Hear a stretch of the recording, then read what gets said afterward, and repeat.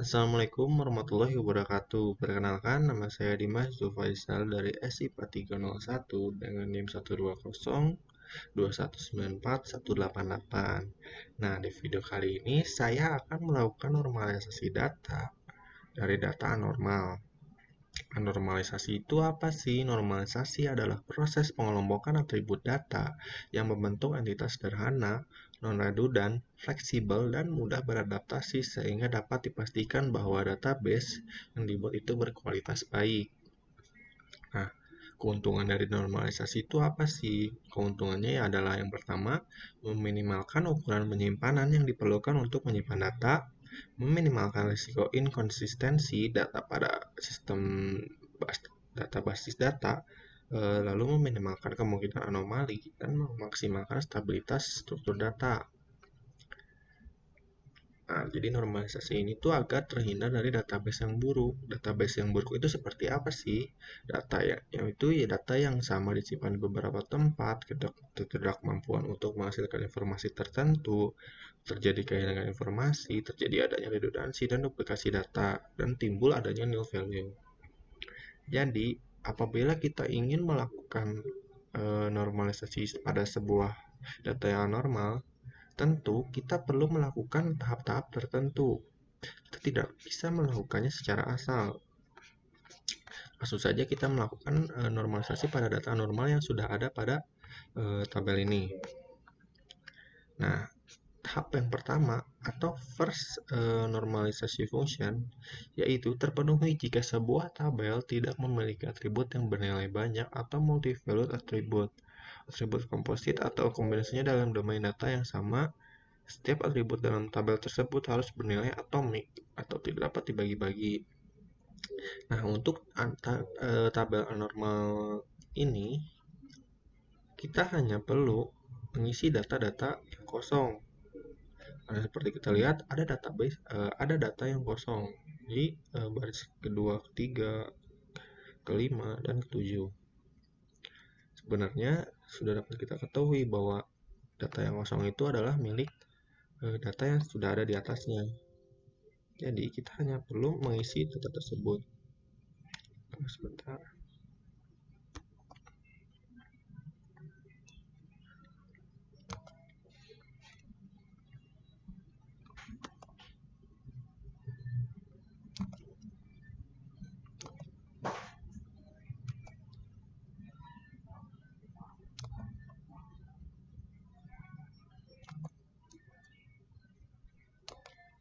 Oke, seperti kita lihat sekarang datanya sudah terpenuhi semuanya dan tidak ada lagi data yang kosong. Tidak ada lagi data yang kosong.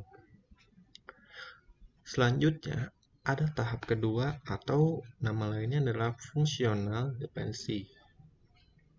dependensi. Nah, fungsional dependensi itu apa sih? Atau tahap kedua itu apa sih? Jadi tahap kedua ini bisa kita lakukan apabila tahap pertama sudah dipenuhi. Jadi di tahap kedua ini tiap atribut bukan kunci harus menggantung fungsi ke atribut kunci. Dengan kata lain, kita melakukan pengelompokan terhadap data-data yang memiliki fungsi. Seperti kita lihat, kita akan mengelompokkan data berdasarkan atribut kuncinya. Yang pertama, atribut kunci yang bisa kita kelompokkan adalah NIM. Nah, NIM ini memiliki fungsi apa saja sih atau data apa saja yang bisa dikelompokkan ke dalam NIM ini? Seperti kita lihat, tentunya nama mahasiswa, alamat mahasiswa, dan jenis kelamin.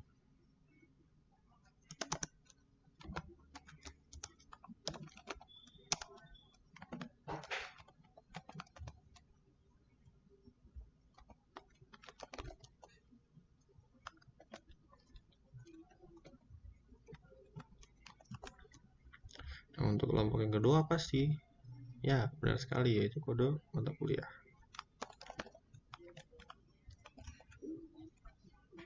Dan anggotanya bisa kita lihat ke sampingnya ada apa saja, seperti nama mata kuliah, SKS, semester, nilai semester, kode dosen, nama dosen, dan alamat dosen.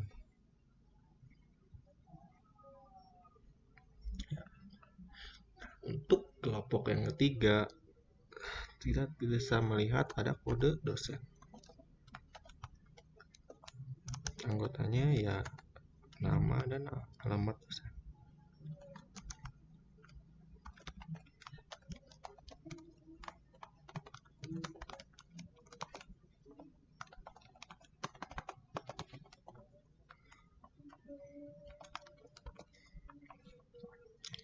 Nah, seperti kita lihat, kita memerlukan satu tabel lagi, karena apabila kita ingin mengakses atau mencari nilai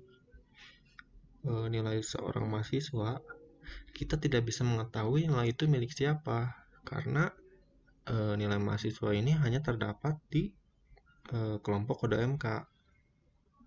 Dan apabila kita melihat kode MK, itu hanya terdapat kode MK. Jadi nilai ini kita tidak tahu ini milik siapa. Maka dari itu kita perlu menambahkan satu lagi fungsional dependensi, yaitu NIM dan MK, kelompok NIM dan MK, agar kita bisa melihat nilai mahasiswa ini milik siapa dan dari mata kuliah apa.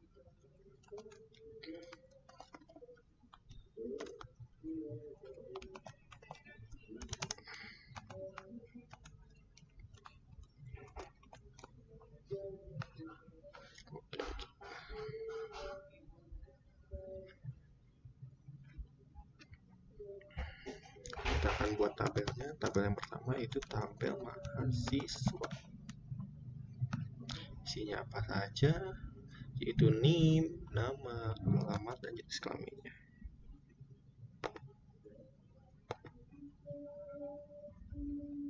Kita akan buatkan tabel.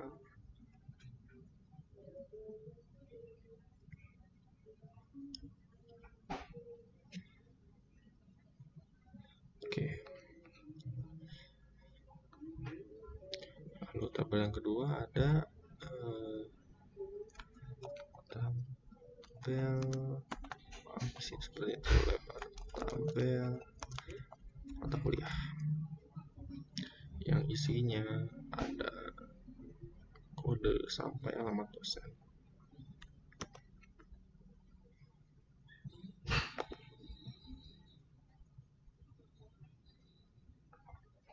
Kita akan lakukan pembuatan tabelnya.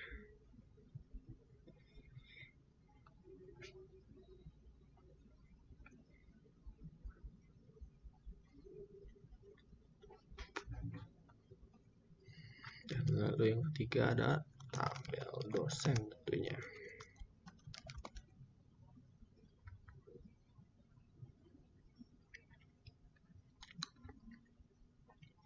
Nah, sambil saya pindahkan pengelompokan ini, kalau kita copy paste dari data di sini akan terjadi redundansi tentunya. Jadinya ada 3 tiara, 3 sifat, 3 liodara. Sedangkan apabila sudah di functional dependency itu jadi hanya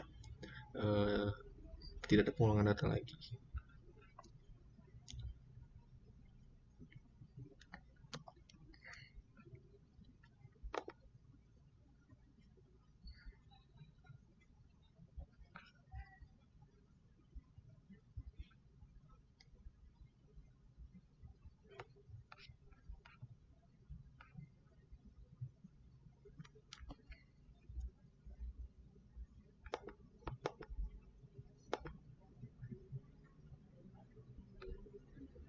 Yang terakhir adalah tabel nilai seperti yang saya sudah jelaskan tadi.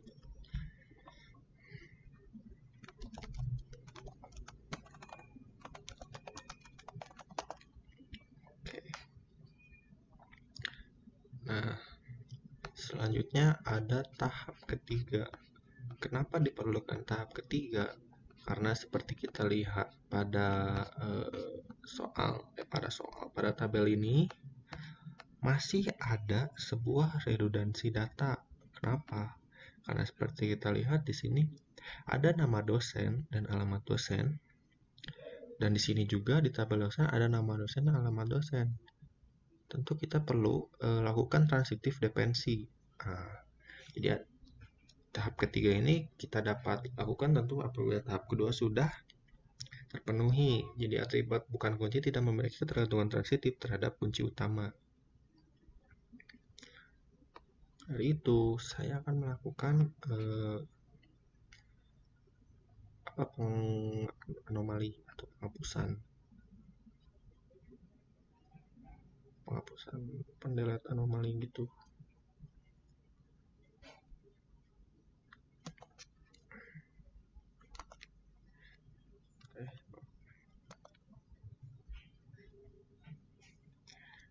Kita lihat nama dosen dan nama ini, kita hanya perlu menghapus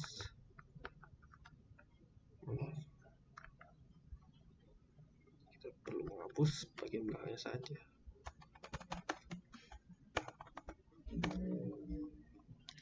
Oke, kita bisa bikin tabelnya sekarang.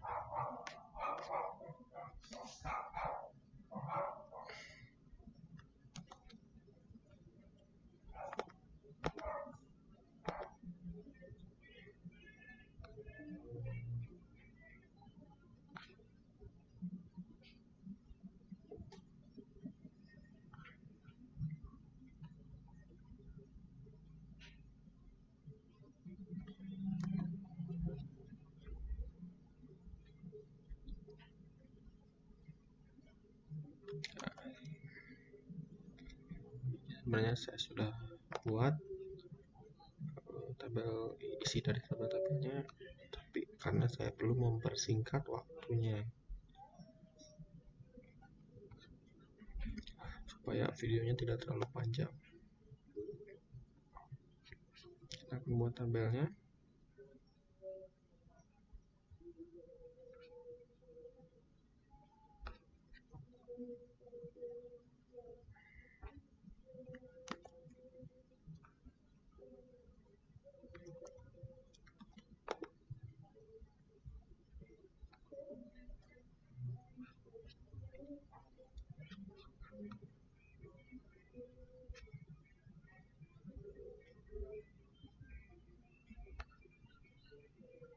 Yang terakhir adalah tabel nilai.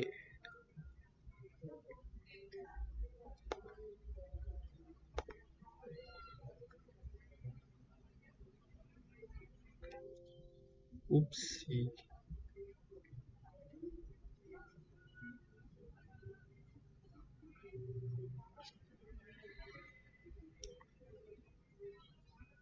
Oke, seperti kita lihat, apa sih bedanya tahap kedua dengan tahap ketiga?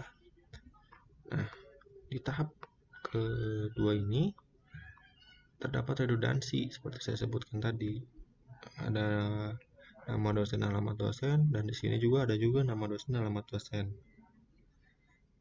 Sebentar, ini sepertinya bisa digeser supaya tidak. Nah, maka dari itu kita perlu melakukan tahap ketiga transitif dependensi. Aduh. Oke, di tahap ketiga ini seperti kita lihat, kita bisa kita coba bakal mencoba mencari nilai.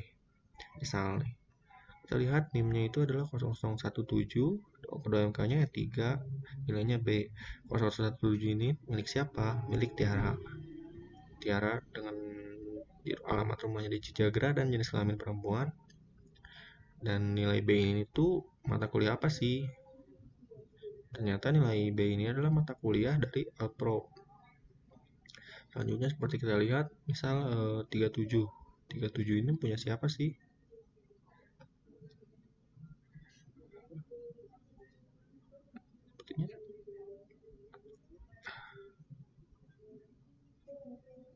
Sepertinya ini tipe nih.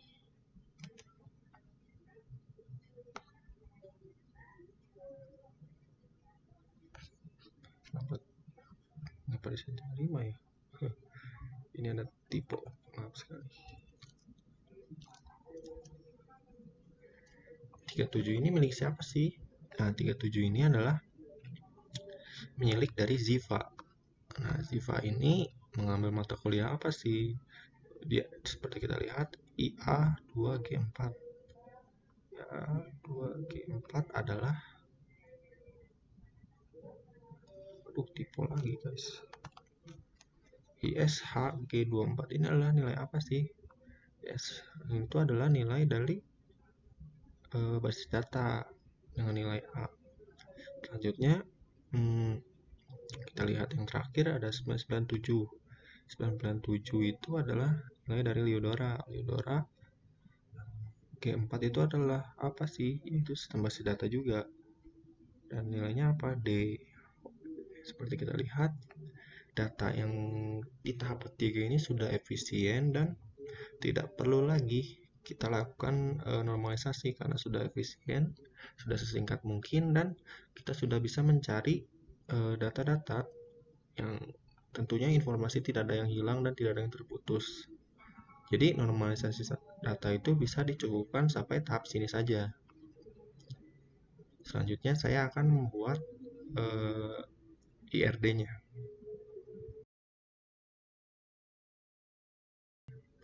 Oke, selanjutnya saya akan melakukan pembuatan IRD dari tahap sebelumnya, dari tabel yang sudah ada tadi, yang sudah saya normalisasi. Jadi, yang pertama kita akan membuat entitas mahasiswa.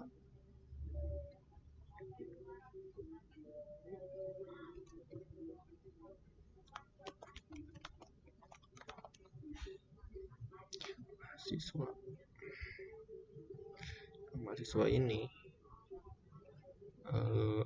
punya atribut apa aja sih?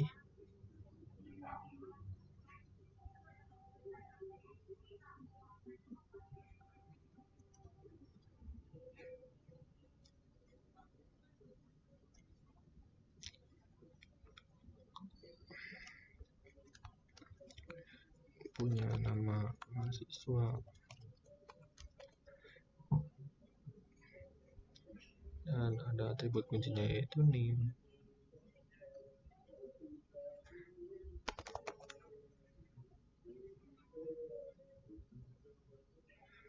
Lalu ada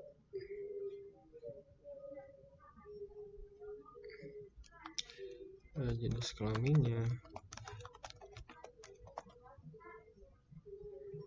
lalu ada alamat mahasiswa.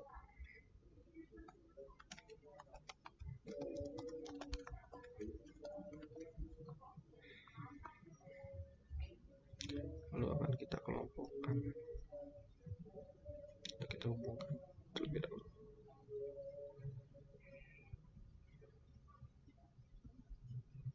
1, 2, 3, 4.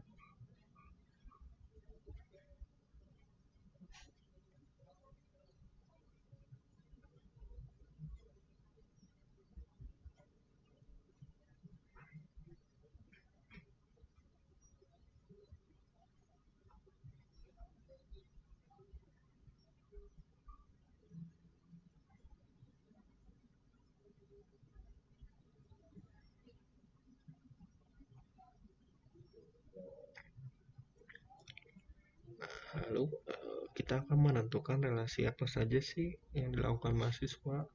Tentunya di sini mahasiswa itu bisa mengambil mata kuliah.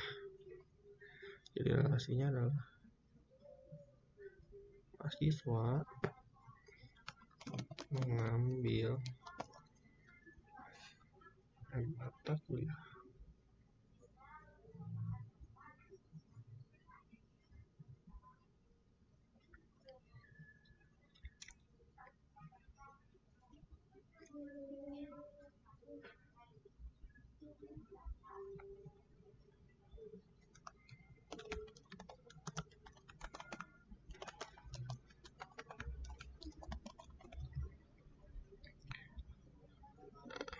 Kita akan hubungkan relasinya. Kita akan menambahkan relasi Rekursif. Kenapa? Karena mahasiswa dengan mata kuliah itu saling berhubungan dan tidak bisa dipisahkan. Dari itu, ini termasuk rekursif. Jadi kita sematkan di depan. Oke.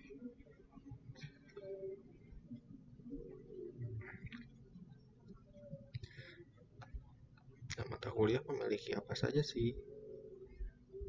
Mata kuliah itu punya atribut SKS,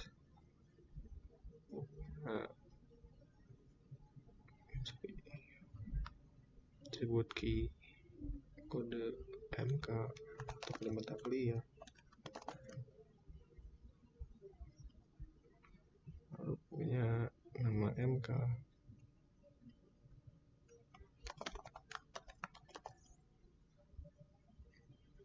dan yang terakhir punya bisa diambil di semester berapa, jadi kita sebut semester.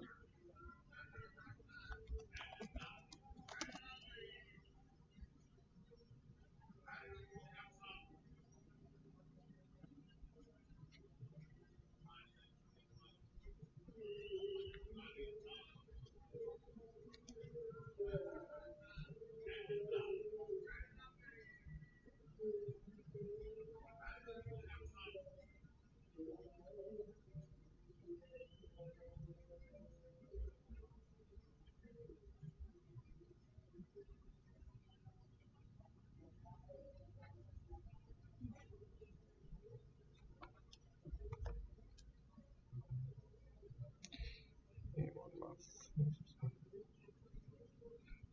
MK dan yang terakhir ke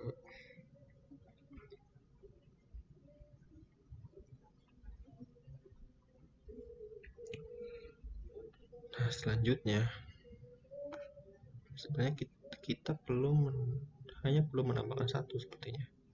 Ya, berat sekali, yaitu dosen, entitas dosen. Dosen tentunya mengajar mata kuliah. Jadi kita hanya perlu 3 entitas saja. Dosen entitasnya apa saja? Seperti kita lihat pada tabel, ada nama dosen,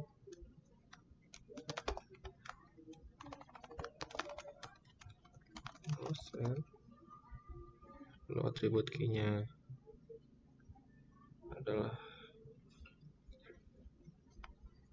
kode dosen atau DSN atau sama saja lah. Dan yang terakhir alamat dosen.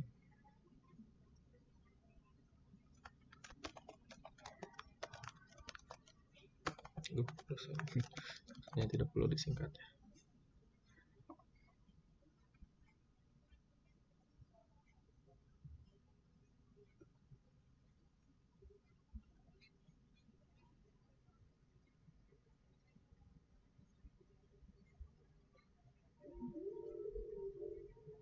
Kok tidak terhubung?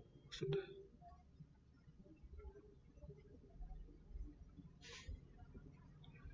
Dan untuk relasinya, oh iya, lupa saya menambahkan tadi menjelaskan. Kenapa relasinya many to many? Karena banyak mahasiswa bisa mengambil banyak mata kuliah, dan banyak mata kuliah bisa diambil oleh banyak mahasiswa. Nah, sedangkan relasi antara dosen mengajar kuliah ini kita hanya bisa relasi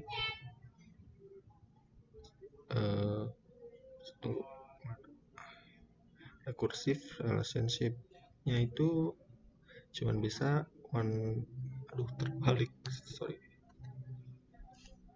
sepertinya di sini tidak ada ya. Ini itu termasuknya one to many, karena satu dosen itu hanya bisa mengajar satu mata kuliah, dan banyak mata kuliah itu satu mata kuliah itu cuma bisa diajar oleh satu dosen, dan banyak mata kuliah bisa diajar oleh dosen. Jadi ada banyak mata kuliahnya tapi satu dosennya. Tidak bisa dalam satu kelas itu terdiri dari banyak dosen, tentunya akan membuat mahasiswa bingung. Nanti relationship-nya yaitu mengajar.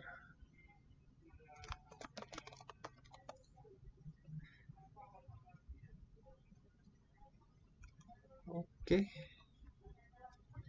kita lihat sudah selesai untuk pembuatan IRD-nya. Seperti kita lihat di yang pertama, dari tabel mahasiswa diambilnya ada jenis kelamin mahasiswa. Di jenis kelamin mahasiswa ini terdapat nama mahasiswa dan ada alamat, terus ada atribut NIM, lalu ada jenis NIM. Di sini mahasiswa mengambil mata kuliah. Oh, sepertinya saat mengambil mata kuliah itu kita bisa mendapatkan nilai.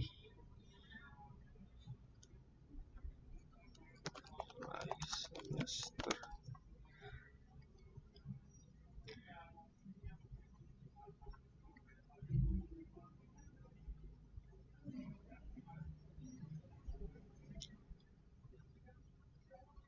Oke. Karena tadi belum ada nilai ya. Oke. Kita lihat. Seperti saya jelaskan tadi, Noasis sudah jelaskan mengambilnya. Kenapa kita bisa dapat nilai? Karena saat kita mengambil mata kuliah, itu pasti ada output nilai.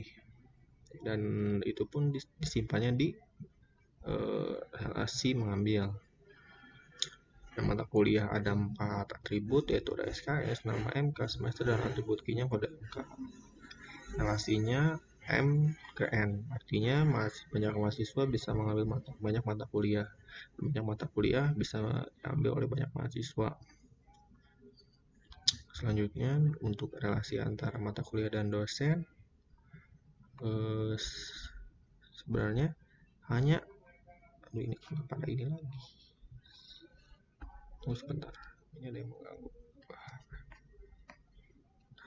Seperti kita lihat, hanya satu dosen bisa mengambil. Jadi many to one. Kenapa? Karena seperti saat kita belajar dalam kelas, itu tidak mungkin ada banyak dosen yang mengajar dalam satu kelas. Hanya ada satu dosen yang mengajar di kelas, ya kan? Sehingga relasinya yaitu many to one atau one to many. Dan kenapa sih ini berupa rekursif atau garisnya 2? Karena semua entity di sini itu tidak bisa terlepas atau semuanya itu berkaitan. Mahasiswa memerlukan mata kuliah memerlukan mahasiswa juga, mata kuliah memerlukan dosen juga, dosen memerlukan mata kuliah. Oke, sekian penjelasan dari saya Dimas Yusuf Faisal tentang pernormalisasi data.